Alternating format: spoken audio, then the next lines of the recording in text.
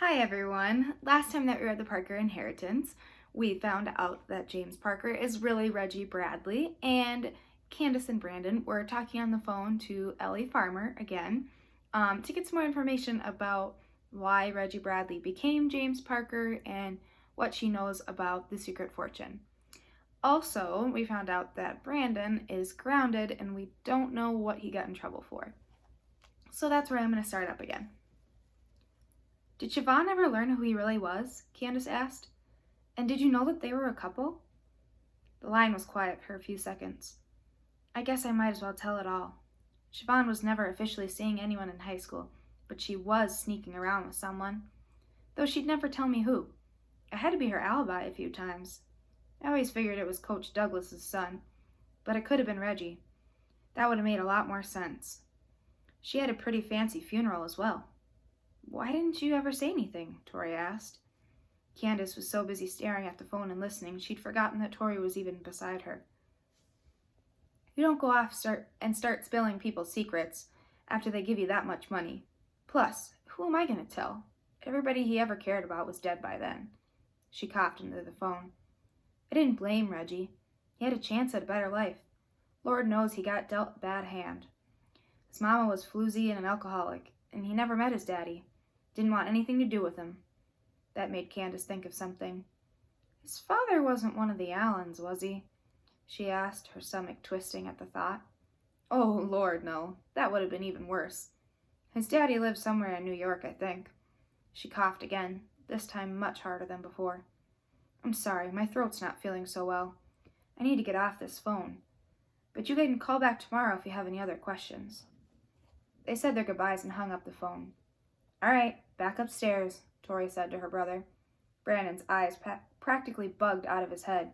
Upstairs, his sister repeated. He huffed as he rose from the table, but before he left the room, he offered another small smile and a wave to Candace. I'll let you know if Brandon has any worthwhile thoughts, Tori said once he'd left.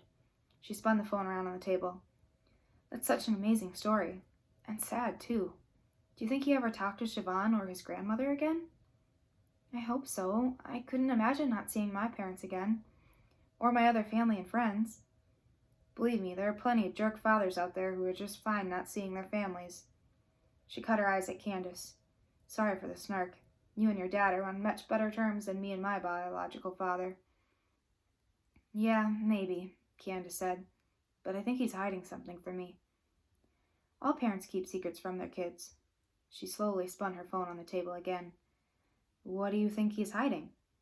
He's seeing someone, Candace said. A woman named Danielle. Are you sure? I mean, how do you know? I overheard him and Mom talking about it. You could always ask him, give him a chance to explain everything. Candace eyed Tori. Do you know something that you're not telling me? Oh, just some things I've overheard as well, she said. You should talk to your dad. Seriously, sometimes we have to remind our parents that we understand how the world works. She checked the time. You should go. Granddad will be here soon, and I don't think he'll agree with my liberal interpretation of Brandon's punishment. Candace grabbed the yearbook and rose from the table. What did Brandon do that was so bad to get himself grounded? Tori shook her head. You can ask him on Wednesday. Chapter 37. Candace didn't know what had happened to change Miss Jones' mind, but when Brandon called on that Tuesday morning and said that he was off punishment, she didn't question him about it. She also didn't ask him what he had done to get grounded in the first place. He didn't ask her if she was excited about going back home. They just got together and worked on the mystery of James Parker. By that afternoon, they had come to one major conclusion. So what? So what if Reggie Bradley was really James Parker? It didn't get them any closer to finding his fortune. Do you think he was happy? Brandon asked. James or Reggie or whoever he was supposed to be? I wonder if he liked being someone else. Well, he was really rich. But was he happy? Candace considered his question, then shook her head. If he was happy, he would have never sent that letter. If he was happy, he would have ended up with Siobhan somehow. Do all the people end up together in your mom's books? He asked. Yeah, but she writes romances, and it's one of her publisher's rules.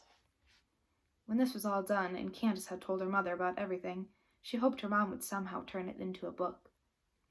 Candace, he looked directly at her. Face it, we're stuck.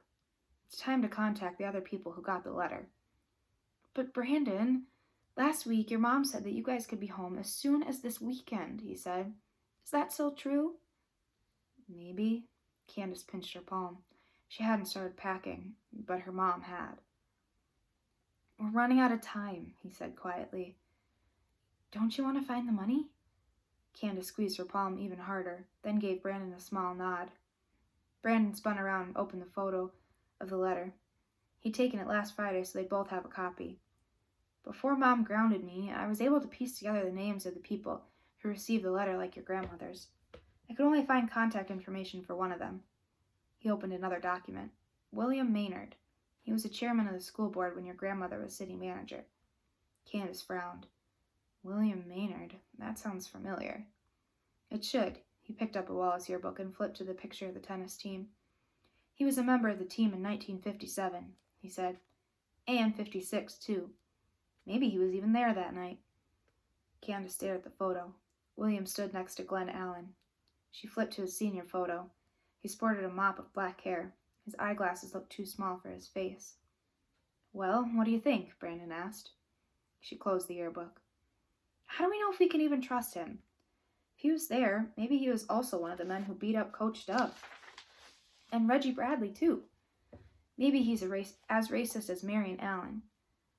I know, but we have to take a chance. He looked out the window, and Candace followed his gaze. She wondered if he had noticed Milo riding by a few moments before. Okay, he asked. Candace took a deep breath. Okay. Candace had found all of William Maynard's contact information online, but instead of calling, they decided to send him an email from a newly created anonymous email account. It took them a full hour to write and rewrite the message. Hello, we would like to discuss a letter concerning a lost fortune and the Allens family role in driving Enoch Washington and his family from Lambert. Please contact us at your earliest convenience. Candace hadn't wanted to write the part about the Allens and the Washingtons, but Brandon had been pretty adamant about it. He wanted to get William Maynard's attention. And it worked. Less than 5 minutes later, Brandon's computer dinged. They crowded around his screen. Who's this, and what letter are you referring to? While they were figuring out how to respond, another email popped up into their inbox. William Maynard wanted them to call him, now, and he'd sent a phone number. So now what? Brandon asked. I don't really want to have him on the phone. Do you want to call him from your mom's cell phone? No way. Maybe we can do some type of video chat. Brandon typed in a return message. Are you available for video chat? William Maynard's reply. Yes, and bring the letter. The man on the screen looked well put together. His hair, now stark white, sat high on his head. He wore a plain wedding band on his ring finger. Candace always noticed this now. And his tie was pulled loosely around his neck. Well, you two are not who I expected, he said. Where did you find the letter? With my grandmother's belongings, Candace said. She held up the letter to the screen. It was in the attic. You're Abigail Caldwell's daughter, huh? He smiled, and it actually seemed real. She sure was in love with you, always talked about you, said you were the smartest baby ever created. You knew her well? Candace asked. Well enough. I was chairman of the school board for about 20 years, both before and during your grandmother's time as city manager. We worked on... The sound of squealing kids came through the video, cutting him off. Oh, sorry about that. Got my grandkids for the summer. He shifted in his seat. As I'm sure you're aware, 5 of us received the letter. The mayor asked us to destroy them all. Even the editor of the Lambert Trader? Brandon asked. William Maynard nodded. The mayor was a very powerful man with a lot of influence. He played with the end of his tie. I'm real sorry about what happened to Abigail. If she had just thrown that letter away and forgotten all the nonsense. Well, it's not nonsense, Candace said. Yeah, and we can prove it, Brandon added. We know who sent the letter. Well, so do I. Reggie Bradley. Or James Parker, or whatever he was calling himself at the time. Candace stared at the screen. You knew? Not at first. Your grandmother was the one who figured out Parker was tied to the donations around the city. She told us all about her research, hoping to get our support. When we refused, she dug up the court at Vickers Park. I finally looked him up online after that. One glance at that photo and I knew it was him. You were there, weren't you? Brandon said. You were at that game. William Maynard sighed. Those boys beat us fair and square. Beat us like we'd never seen a tennis racket before, much less picked one up. Well, what about after? Brandon asked. From the look on his face, Candace could tell William Maynard knew what Brandon was talking about. I had no part in those attacks, he said. But I knew that Marion and Glenn were going to do it. He held his hands up. Look, they were just trying to make a point. They weren't really trying to hurt anybody. You have to understand that in the 50s, they beat them up and drove them out of town, Brandon said. How can you even justify that? They weren't the only ones that were hurt, William said. Marion Allen lost an eye. He lost an eye because he attacked 2 innocent people, Brandon exploded back. Candace had never heard him so upset before. It was honestly a little scary. I'm not excusing it. I'm just trying to explain what happened. He reached for a glass of water. Me and Penelope supported Marion for 10 years after his father disowned him. Marion was a right mess, up until he died. But what I can say, his sister loved him. His sister? Candace looked back at the wedding ring on William Maynard's hand. You married an Allen? She was pretty sure she sneered as she asked the question. Hey, don't you dare talk about the dead like that, he said. She wasn't like the others. Neither of us were. Brandon crossed his arms. Tell that to Enoch Washington and Reggie Bradley. Look, there's not a day that goes by where I don't think about what those boys did to Dub and Reggie, and what I should have done. How I should have stopped them. I should have said something. Maynard paused to take a drink of water. Me and Penelope spent the rest of our lives making up for it. You know, if it wasn't for me, Perkins would have been shut down a long time ago, and all the students would have been sent to Wallace. I was the one who convinced the rest of the board to combine both schools. It was fair that way, and I've always been a supporter of the black community. Shoot, I even became a registered Democrat. He laughed, but stopped after a few moments when they didn't even join in. The letter says Parker's money would be used to help Lambert, Candace said. Didn't you want to do that? Get the money for the city? Penelope talked to her brother. He lived in Seattle, he said. Like the rest of us, they felt a scandal would further divide the city. They offered to make a sizable donation in order to preserve the peace instead. Was the donation as big as Parker promised in the letter? Brandon asked. Was it $40 million? He coughed. No, of course not, but was it even as big as what Parker had already donated to the school, the church, and the library? Brandon added. Instead of replying, William Maynard finished the rest of his water. You were scared, Brandon continued. You didn't want people to know what you did and who you really were. Look here, son, he said. James Parker, Reggie Bradley, he wasn't no saint. He just about drove Penelope's company to bankruptcy. He destroyed the economic backbone of the city.